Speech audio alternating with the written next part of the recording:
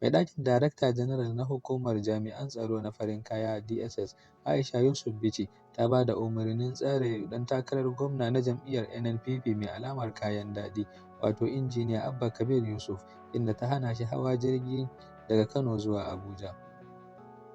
Majiyarmu ta jiyo mana cewa dambarwar ta faru ne a ƙofar shiga ɓangaren matafiya masu alfarma na filin jirgin saman Malam Aminu Kano, yayin da ayarin motocin Abba Kabir Yusuf, wanda aka fi sani da Abba Gida-Gida, suka haifar da cunkoso. Lamarin dai ya haifarwa da ayarin motar Aisha Bichi tsaiko yayin da take shiga ɓangaren tashi domin zuwa Abuja.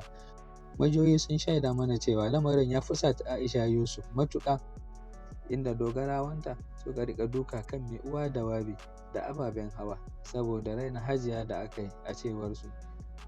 Shaidun gani da ido sun shaida mana cewa da ƙuran ta lafa, sai Abba Gida-Gida ya je don yi mata ƙorafin abin da dogarawanta suka yi a matsayinta na ƙawar matarsa, inda ta riƙa yi masa balbalin bala'i har tana cewa ta rantse da Allah ba za ta bari ya yi gwamnan jihar Kano ba in dai tana raye. Daga nan ne, in ji majiyoyinmu, sai ga ƙarin jami'an tsaro na farin kaya inda suka tsare Abba Gida-Gida har sai da Aisha Bichi ta shiga jirgi ta tashi zuwa Abuja. Sannan wasu majiyoyinmu ma sun ruwaito mana cewa kafin ta tashi zuwa Abuja, a lokacin da take ta faɗa da bala'i, Aisha Kabir Yusuf ta hango wani hadimin Abba Gida-Gida wanda ake ce masa Garba Kilo yana ɗaukar ta a hoto, inda take ce masa lallai za ta sa a harbe shi kuma ba abin da zai faru a ƙasar nan.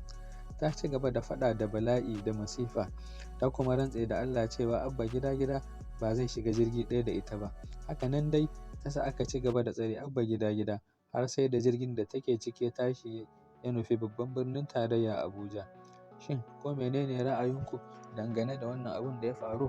Muna sauraron ra'ayinku a comment section. Sa'annan kada ku manta ku danna mana subscribe domin samun sababbin videos ɗinmu idan mun ɗora. Daga nan tashar Global Hausa TV muna muku fatan alheri, sai anjima.